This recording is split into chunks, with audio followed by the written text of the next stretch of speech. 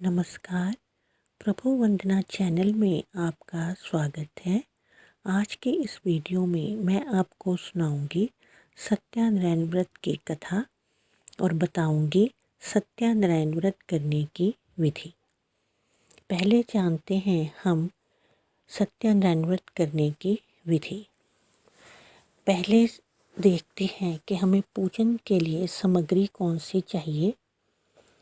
केले, पंचपल्लव, कलश, वस्त्र, चावल, कपूर, गुलाब के फूल, धूप, दीप, पुष्पों की माला, तुलसी दल, नारियल, पान, कोई भी ऋतु फल, पंचामृत, दूध, दही, शक्कर, घी, शहद, आटे की पंजीरी, केसर, कलावा, चौकी। अब जानते हैं पूजा विधि। व्रत करने वाला पूर्णिमा व संक्रांति के दिन सायंकाल के समय स्नान आदि से निवृत्त होकर पूजा आसन में बैठकर श्रद्धापूर्वक श्री गणेश, गौरी, वरुण, विष्णु आदि सब देवताओं का ध्यान करके पूजन करें और संकल्प करें कि मैं श्री सत्यानारायण स्वामी का पूजन व श्रवण सदैव करूँगा या करूँगी। पुष्प हाथ में लेकर सत्यानारायण का ध्यान करें। पुष्प, धूप, नैवेद्य आदि से युक्त होकर स्तुति करें। हे भगवान, मैंने श्रद्धापूर्वक फल, जल आदि सब सामग्री आपको अर्पण की है, इसे स्वीकार कीजिए।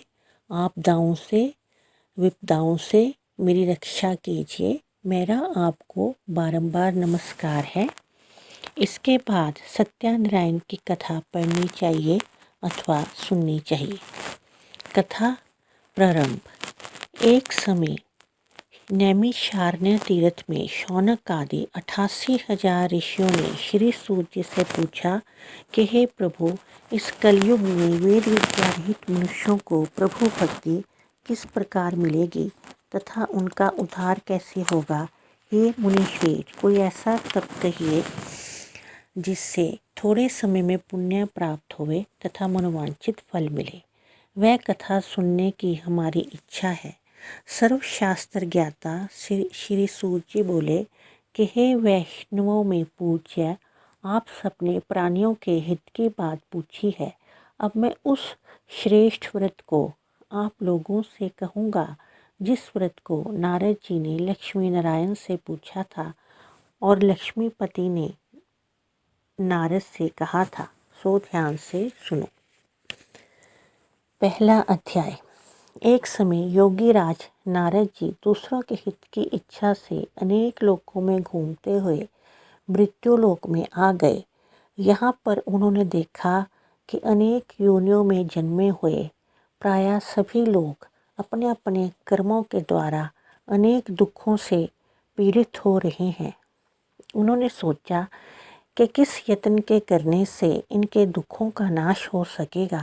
ऐसा मन में सोचकर वह विष्णु लोक को गए। वहाँ श्वेत वर्ण और 4 भुजाओं वाले देवों के ईश नारायण को, जिनके हाथों में शंख, चक्र, गदा और पद्म थे तथा वरमाला से सुशोभित थे, उन्हें देखकर नारद जी स्तुति करने लगे। हे भगवान, आप अत्यंत शक्ति से संपन्न हैं। मन तथा वाणी भी आपको नहीं पा सकती। आपका आदि, मध्य और अंत नहीं है। निर्गुण स्वरूप सृष्टि के कारण भक्तों के दुखों को नष्ट करने वाले हो। आपको मेरा नमस्कार है। नारद जी से इस प्रकार की स्तुति सुनकर विष्णु भगवान बोले कि हे मुनि, आपके मन में क्या है? आपका किस काम के लिए यहाँ आगमन हुआ है? निसंकोच मुझसे कहो। तब नारद मुनि बोले कि मृत्युलोक में सब मनुष्य जो अनेक योनियों में पैदा हुए हैं, अपने अपने कर्मों द्वारा अनेक प्रकार के दुखों को भोग रहे हैं। हे नाथ, मुझ पर अगर आप दया रखते हो तो मुझे ये बताइए कि उन मनुष्यों के सब दुख थोड़े से ही प्रयत्न से कैसे दूर हो सकते हैं। श्री भगवान जी बोले कि हे नारद, मनुष्यों की भलाई के लिए तुमने बहुत ही अच्छी बात पूछी है। जिस काम के करने से मनुष्य मोह से छूट जाता है वह मैं कहता हूँ सुनो। बहुत पुण्य के देने वाला स्वर्ग तथा मृत्यु लोक में दोनों में दुर्लभ एक उत्तम व्रत है। आज मैं प्रेमवश होकर तुमसे कहता हूँ, सत्यनारायण का ये व्रत अच्छी तरह विधान पूर्वक करके मनुष्य तुरंत यहाँ सुख भोग कर मरने पर मोक्ष को प्राप्त हो जाता है। श्री भगवान के वचन सुनकर नारद मुनि बोले कि उस व्रत का क्या फल है, क्या विधान है, किसने यह व्रत किया है और किस दिन ये व्रत करना चाहिए, प्रभु मुझे विस्तार से बताइए। भगवान बोले, दुख शोक आदि को दूर करने वाला, धन धान्य को बढ़ाने वाला, सौभाग्य तथा संतान को देने वाला, ये व्रत सब स्थानों पर विजयी करवाने वाला है। भक्ति और श्रद्धा के साथ किसी भी दिन मनुष्य श्री सत्यनारायण की शाम के समय ब्राह्मणों और बंधुओं के साथ पूजा करे। भक्ति भाव से नैवेद्य, केले का फल, घी, दूध और गेहूं का चूरन स्वाया ले। गेहूं के अभाव में साठी चावल का चूरन, शक्कर और गुड़ ले और सब भक्षण योग्य पदार्थ जमा करके भगवान को अर्पण कर दे तथा बंधुओं सहित ब्राह्मणों को भोजन कराए। पश्चात स्वयं भोजन करे। नृत्य गीत आदि का आचरण कर सत्यानंद भगवान का स्मरण करता हुआ समस्त समय व्यतीत करे।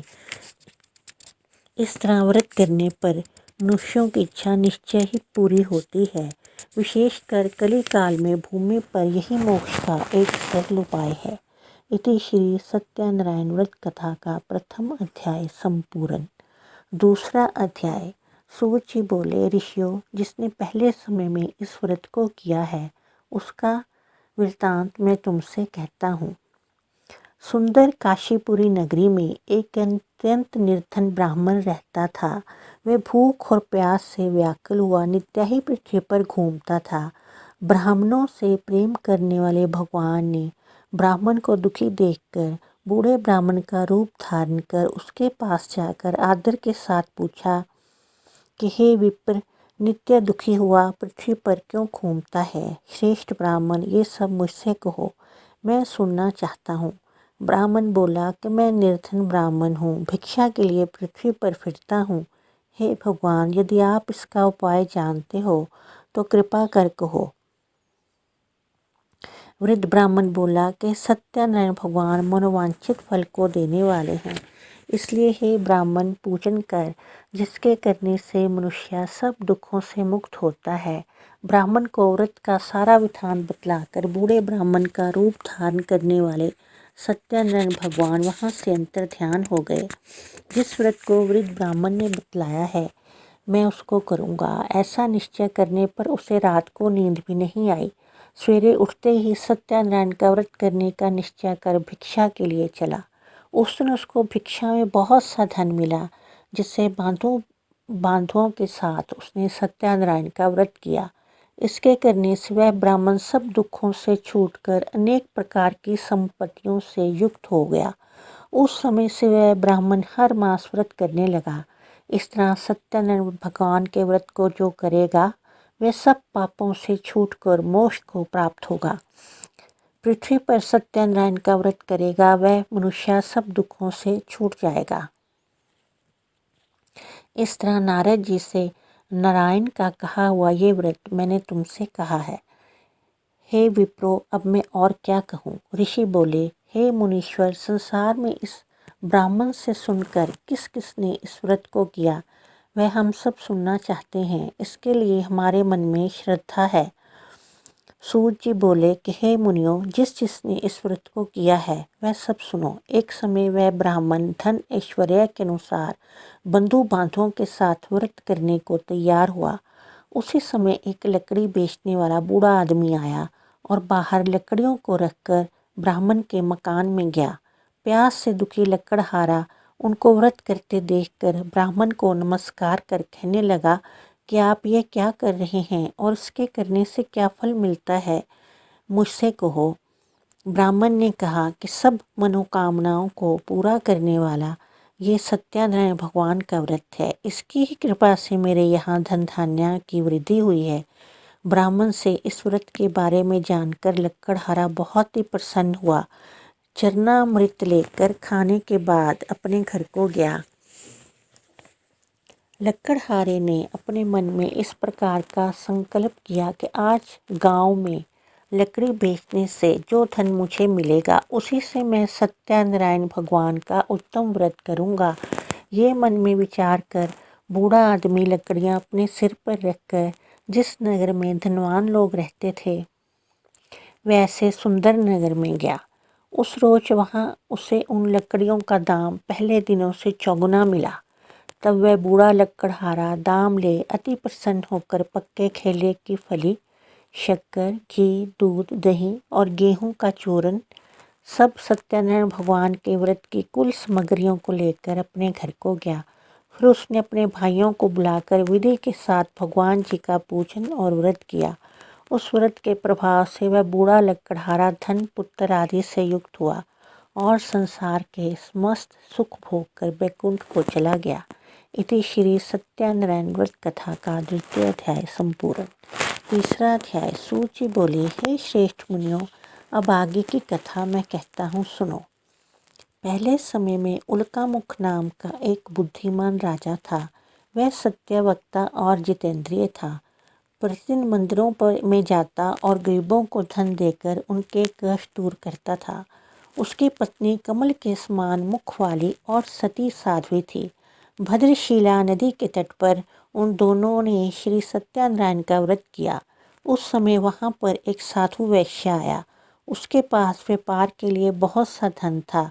वह नाव को किनारे पर ठहराकर राजा के पास आ गया और राजा को व्रत करते हुए देखकर विनय के साथ पूछने लगा कि हे राजन, भक्ति युक्त चित्त से ये आप क्या कर रहे हैं? मेरी सुनने की इच्छा है, सो आप मुझे बताइए। राजा बोला, हे साधु, अपने बांधुओं के साथ पुत्र आदि की प्राप्ति के लिए एक महाशक्तिवान सत्यनारायण भगवान का व्रत व पूजन कर रहा हूँ। राजा के वचन सुनकर साधु आदर के साथ बोला कि हे राजन, मुझसे इसका सब विधान कहो, क्योंकि मेरे भी संतान नहीं है। मैं भी इस व्रत को करूँगा, इससे निश्चय ही मेरे संतान होगी। राजा से सब विधान सुनकर व्यापार से निवृत्त हो वह आनंद के साथ घर गया। साधु ने अपनी स्त्री से संतान के देने वाले उस व्रत का समाचार सुनाया और कहा कि जब मेरे संतान होगी तब मैं इस व्रत को करूँगा। साधु ने ऐसे वचन अपनी स्त्री लीलावती से कहे। एक दिन उसकी स्त्री लीलावती पति के साथ आनंदित हो संसारिक धर्म में प्रवृत्त होकर सत्यनारायण भगवान की कृपा से गर्भवती हो गई तथा 10वें महीने से उसके एक सुंदर कन्या का जन्म हुआ। दिनों दिन वह कन्या इस तरह बढ़ने लगी जैसे कि शुक्ल पक्ष का चंद्रमा बढ़ता है। कन्या का नाम कलावती रखा गया। तब लीलावती ने मीठे शब्दों में अपने पति से कहा कि जो आपने संकल्प किया था कि भगवान का व्रत करूँगा, अब आप उसे करिए। साधु बोला कि हे प्रिय, इसके विवाह पर करूँगा। इस प्रकार अपनी पत्नी को आश्वासन दे वह नगर को गया। कलावती पिता के घर में वृद्धि को प्राप्त हो गई। साधु ने जब नगर में सखियों के साथ खेलती हुई अपनी पुत्री को देखा तो तुरंत ही दूत को बुलाकर कहा कि पुत्री के लिए कोई योग्य वर देख कर लाओ। साधु की आज्ञा पाकर दूत कंचनपुर नामक एक नगर में पहुंचा और वहां पर खोज और देखभाल कर लड़की के लिए सुयोग्य वनिक पुत्र को ले आया। उस सुयोग्य लड़के को देखकर साधु ने अपने बंधु बांधवों सहित प्रसन्नचित्त अपनी पुत्री का विवाह उसके साथ कर दिया, किंतु दुर्भाग्य से विवाह के समय भी उस व्रत को करना भूल गया। तब श्री भगवान क्रोधित हो गए और श्राप दिया कि तुम्हें दारुण दुख प्राप्त होगा। अपने कार्य में कुशल साधु बनिया जमाता सहित समुद्र के समीप स्थित रतनपुर नामक एक नगर में गया और वे दोनों ससुर जमाई चंद्रकेतु राजा के उस नगर में व्यापार करने लगे। एक रोज भगवान सत्यनारायण की माया से प्रेरित कोई चोर राजा का धन चुराकर भागा जा रहा था, किंतु राजा के दूतों को आता देखकर चोर ने घबराकर भागते हुए राजा के धन को वहीं पर चुपचाप रख दिया जहाँ वह दोनों ससुर जमाई ठहरे हुए थे। जब दूतों ने उस साधु वैश्या के पास राजा के धन को रखा देखा तो दोनों को बांधकर ले गए और प्रसन्नता से दौड़ते हुए राजा के समीप जाकर बोले कि ये 2 चोर हम पकड़ कर लाए हैं, देखकर आज्ञा दे। तब राजा की आज्ञा से उनको कठिन कारावास में डाल दिया और उनका धन भी छीन लिया।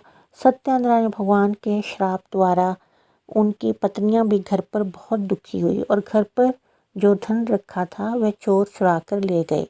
शारीरिक व मानसिक पीड़ा तथा भूख प्यास से अति दुखी हो अन्न की चिंता में कलावती एक ब्राह्मण के घर गई। वहां उसने सत्यनारायण भगवान का व्रत होते देखा। फिर कथा सुनी, प्रसाद ग्रहण कर रात को घर आई। माता ने कलावती से कहा कि हे पुत्री, अब तक तू कहाँ रही, तेरे मन में क्या है? कलावती बोली कि हे माता, मैंने एक ब्राह्मण के घर में श्री सत्यनारायण का व्रत होते देखा है। कन्या के वचन सुनकर लीलावती भगवान के पूजन की तैयारी करने लगी। लीलावती ने परिवार और बंधुओं के साथ श्री सत्यनारायण भगवान का पूजन किया और वर मांगा कि मेरे पति और मेरे दामाद शीघ्र ही घर आ जाएं। साथ ही प्रार्थना की कि हम सबका अपराध क्षमा करो। सत्यनारायण भगवान इस व्रत से संतुष्ट हो गए और राजा चंद्रकेतु को स्वप्न में दर्शन देकर कहा कि हे राजन, दोनों वैश्यों को प्रातः ही छोड़ दो और उनका सब धन जो तुमने ग्रहण किया है दे दो, नहीं तो मैं तेरा धन, राज्य और पुत्र आदि सब नष्ट कर दूंगा। राजा से ऐसे वचन कहकर भगवान अंतर्ध्यान हो गए। प्रातःकाल राजा चंद्रकेतु ने सभा में अपना स्वप्न सुनाया और दोनों वानिक पुत्रों को कैद से मुक्त कर सभा में बुलाया। दोनों ने आते ही राजा को नमस्कार किया।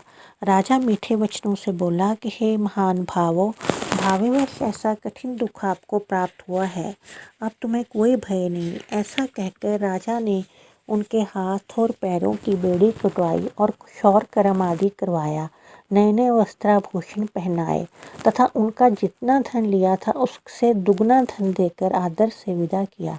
दोनों वैश्य अपने घर को चल दिए। इति श्री सत्यनारायण व्रत कथा का 3 अध्याय संपूर्ण। 4था अध्याय।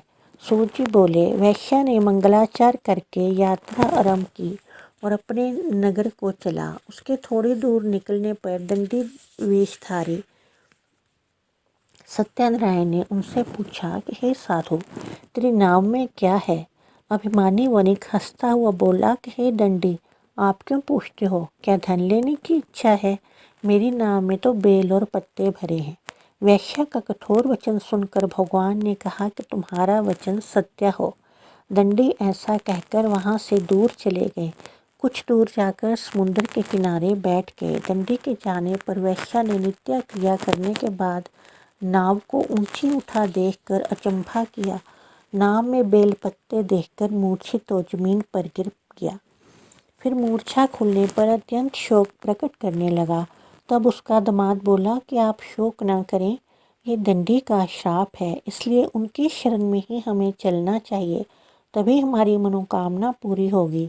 दामाद के वचन सुनकर वह दंडी के पास पहुंचा और अत्यंत भक्ति भाव से नमस्कार करके बोला कि मैंने जो आपसे असत्य वचन कहे थे उनको क्षमा करो। ऐसा कहकर महान शोकातुर हो रोने लगा।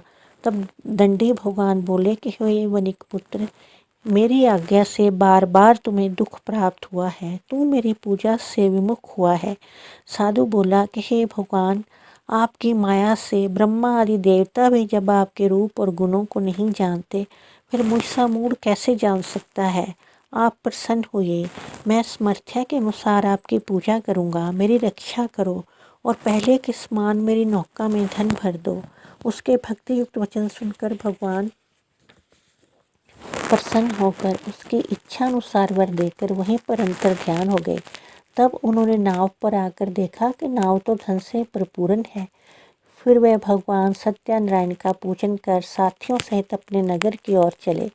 जब अपने नगर के निकट पहुँचे तब दूत को घर भेजा। दूत ने साधु के घर जाकर उसकी स्त्री को नमस्कार कर कहा कि साधु अपने दामाद के साथ इस नगर के समीप आ गए हैं। ऐसा वचन सुनकर साधु की स्त्री ने बड़े खुशी के साथ सत्यदेव का पूजन कर पुत्री से कहा कि मैं अपने पति के दर्शन को जाती हूँ, तू पूजा पूर्ण कर शीघ्र आना। माता के ऐसे वचन सुनकर कलावती प्रसाद को छोड़कर पति को देखने चली गई। प्रसाद की अवज्ञा के कारण सत्यादेव ने नाराज होकर उसके पति को नाव सहित ही पानी में डुबो दिया। कलावती अपने पति को ना देखकर रोती हुई जमीन पर गिर गई। इस तरह नौका को डूबा हुआ तथा कन्या को रोता देखकर साधु दुखी होकर बोला कि हे प्रभु, मुझसे या मेरे परिवार से कोई भी भूल हुई है तो उसे क्षमा कर दो। उसके दीन वचन सुनकर सत्यादेव प्रसन्न हो गए और आकाशवाणी हुई कि हे साधु, तेरी कन्या मेरे प्रसाद को त्याग कर आई है, इसीलिए उसका पति अदृश्य हुआ है। यदि वह घर जाकर प्रसाद खाकर आए तो इसे पति अवश्य मिलेगा। ऐसी आकाशवाणी सुनकर कलावती ने घर पहुंचकर प्रसाद खाया, फिर आकर अपने पति के दर्शन किए। तत्पश्चात साधु ने बंधु बांधवों सहित सत्यादेव का विधि पूर्वक पूजन किया। इस लोक में सुख भोग कर अंत में स्वर्ग लोक को गया। इति श्री सत्यानारायण व्रत कथा का चतुर्थ अध्याय संपूर्ण। पांचवा अध्याय। सूर्य बोले, हे ऋषियों, मैं और भी कथा कहता हूँ, सुनो। प्रजा पालन में लीन तुंगध्वज नाम का एक राजा था। उसने भी भगवान का प्रसाद त्याग कर बहुत दुख पाया। एक समय वन में जाकर वन्य पशुओं को मारकर बड़के पेड़ के नीचे आया। वहाँ उसने ग्वालों को भक्ति भाव से बांधों सहित सत्यानारायण जी का पूजन करते देखा। राजा देखकर भी अभिमानवश वहाँ ना गया और ना ही नमस्कार ही किया। जब ग्वालों ने भगवान का प्रसाद उसके सामने रखा तो वह प्रसाद को त्याग कर अपनी नगरी को चला गया। वहाँ उसने अपना सब कुछ नष्ट पाया तो वह जान गया कि यह सब भगवान ने किया है। तब वह विश्वास कर ग्वालों के समीप आया और विधि पूर्वक पूजन कर प्रसाद खाया तो सत्यानंद देव की कृपा से सब कुछ पहले जैसा ही हो गया। फिर दीर्घ काल तक सुख भोग कर मरने पर स्वर्ग लोक को गया। जो मनुष्य इस परम दुर्लभ व्रत को करेगा, भगवान की कृपा से उसे धन धान्य की प्राप्ति होगी। निर्धन धनी और बंदी बंधन से मुक्त होकर निर्भय हो जाता है। संतानहीनों को संतान प्राप्त होती है तथा सब मनोरथ पूर्ण होकर अंत में वैकुंठ धाम को जाता है। जिन्होंने पहले इस व्रत को किया है उनके दूसरे जन्म की कथा कहता हूँ। वृद्ध शतानंद ब्राह्मण ने सुदामा का जन्म लेकर मोक्ष को पाया। उल्कामुख नाम का राजा दशरथ होकर वैकुंठ को प्राप्त हुए। साधु नाम के वैश्या ने मोर ध्वज बनकर अपने पुत्र को आरे से आधा चीरकर मोक्ष को प्राप्त किया। महाराज तुंगध्वज ने स्वयंभू होकर भगवान में भक्ति युक्त हो कर्म कर मोक्ष को प्राप्त किया। इति श्री सत्यानारायण व्रत कथा का पंचम अध्याय संपूर्ण।